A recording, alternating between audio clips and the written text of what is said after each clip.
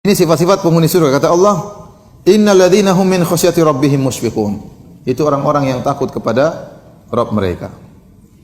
Wal ladzina hum bi ayati rabbihim yu'minun. Yaitu orang-orang yang beriman kepada ayat-ayat Rabb mereka. Wal ladzina hum bi rabbihim la yusyrikun. Dan orang-orang yang tidak berbuat syirik kepada Allah Subhanahu wa taala. Wal ladzina yu'tuna ma ataw wa qulubuhum wajilatun. Dan orang-orang yang melakukan apa yang mereka lakukan sementara hati mereka merasa takut, annahum ila rabbihim raji'un. Dan mereka takut kalau mereka dikembalikan kepada Allah Subhanahu wa taala. Ulaika yusari'una fil khairat. Mereka adalah orang-orang berlomba-lomba dalam kebaikan, wa hum laha sabiqun. Dan mereka bersegera dan berlomba-lomba dalam kebaikan. Ini ciri-ciri orang-orang yang masuk surga tanpa adab dan tanpa hisab. Di antaranya tidak berbuat syirik sama sekali. Dan mereka tidak pernah ujub sama sekali. Makanya Allah mengatakan, walladzina yu'tuna ma ataw. Orang-orang yang melakukan apa yang mereka lakukan, mereka bersedekah, mereka salat, ya, mereka puasa, ya. Wa qulubuhum wajilah. Sementara hati mereka takut, mereka tidak merasa pede dengan apa yang mereka lakukan. Mereka khawatir annahum ila rabbihim raji'un. Mereka takut mereka dikembalikan kepada Allah Subhanahu wa taala. Makanya ulaika yusari'una fil khairat. Karena mereka khawatir kembali kepada Allah dalam kondisi yang tidak baik, maka mereka bersegera dalam kebaikan. Wa hum laha sabiqun. Dan mereka berlomba-lomba. Kalau kita dalam hati kita ada perasaan seperti ini, mudah-mudahan ini perasaan yang sangat baik. Melakukan amal soleh namun tidak merasa pede, tidak merasa ujub, tetap merasa takut, tetap merasa ingin berlomba. Ini perasaan muncul dengan sendirinya, tidak bisa dibuat-buat. Tidak bisa dibuat-buat. Makanya waktu turun ayat ini, Aisyah radhiyallahu taala anha bertanya kepada Nabi sallallahu alaihi wasallam, "Ya Rasulullah, ahumul ladzina yashrabuna al-khamr wa yaznun wa yasriqun?" Atau kama qalat, dia bertanya, "Ya Rasulullah, apakah ayat ini yang Allah sebutkan, walladzina yu'tuna ma ataw wa qulubuhum wajilah?" Orang-orang yang mereka lakukan apa yang telah mereka lakukan sementara hati mereka ketakutan. Apakah mereka ini adalah orang yang minum khamar, orang-orang yang berzina, orang-orang yang mencuri? Kata Nabi sallallahu alaihi wasallam, "La ya ibnata Siddiq." Bukan demikian wahai putrinya Abu Bakar As-Siddiq.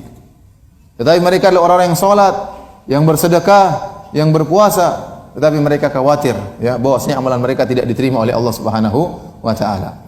Oleh karena Nabi Ibrahim alaihissalam waktu membangun Ka'bah sama Ismail, ya, wa idh yarfa'u Ibrahimul qawaida minal baiti wa Ismailu rabbana taqabbal minna innaka antas samiul alim, dalam surah Al-Baqarah.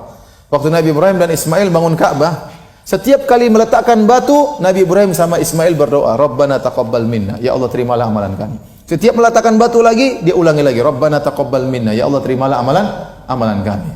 Sampai ada seorang salaf yang menangis setelah baca ayat ini, dia mengatakan, Khalilur Rahman, Ibrahim kekasih Allah, Bana Baitur Rahman, dia sedang membangun masjid Allah, rumah Allah yang pertama, rumah Allah yang luar biasa. Bi amri Rahman, dengan perintah langsung dari Allah Subhanahu wa taala. Tsumma yakhafu alla yataqabbala minhu Rahman, kemudian dia takut tidak diterima oleh Allah Subhanahu wa taala. Jadi tidak ada pede sama sekali. Tidak ada pede, tidak ada merasa bangga atas apa yang dia lakukan, sama sekali enggak ada. Sampai-sampai waktu dia dengan anaknya membangun Ka'bah yang suruh Allah langsung, ya.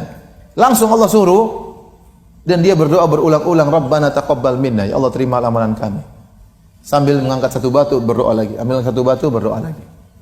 Jadi seorang kalau sudah beramal soleh, ibu-ibu, sudah umrah, sudah haji, berdoa, sujud kepada Allah, ya Allah terimalah amalanku. Sudah bersedekah, nih kita bersedekah, menurut kita ini sedekah ini, ya alhamdulillah kita sudah kumpulkan uang lama, maka berdoa kepada Allah, terimalah amalanku. Karena kalau diterima berarti kita termasuk orang yang bertakwa. Kata Allah, innama yataqabbalullahu minal muttaqin. Allah hanya menerima dari orang-orang yang bertakwa. Maka seorang, ya, tatkala beramal soleh jangan dia pede sama sekali. Ya, kita nggak tahu bagaimana penghujung kita. Kita tidak tahu bagaimana, ya, akhir hayat kita. Innamal a'malu bil khawatim. Amalan tergantung dari penutupnya. Dan perasaan tersebut akan timbul dengan sendirinya kalau kita bertakwa kepada Allah, yaitu khawatir amal kita entah diterima atau tidak. Maka seorang hamba antara khauf dan roja. Seorang hamba antara berharap dan rasa takut. Berharap diterima, tapi dalam hati juga khawatir tidak diterima. Bukan pede-pede aja. Saya ini sudah sekian, saya sudah umroh berapa kali, belum tentu diterima.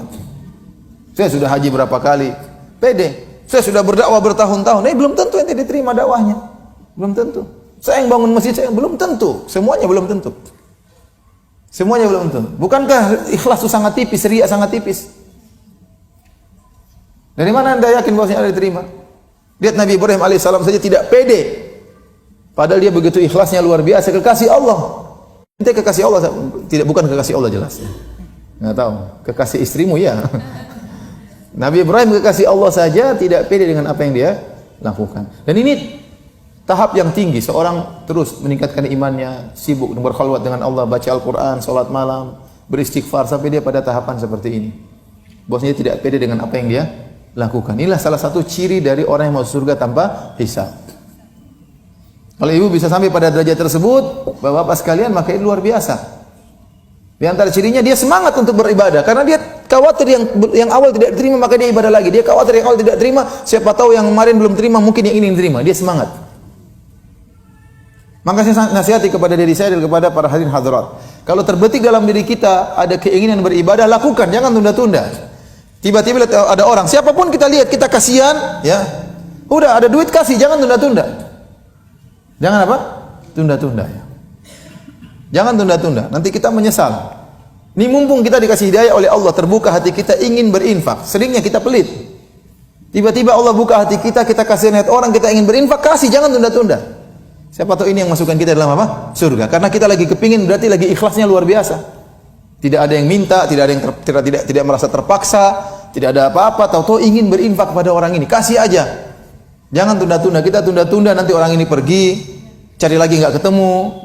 Tahu-tahu hati berubah lagi, hidayah dicabut lagi oleh Allah Subhanahu wa taala, ya. Berusaha seperti itu.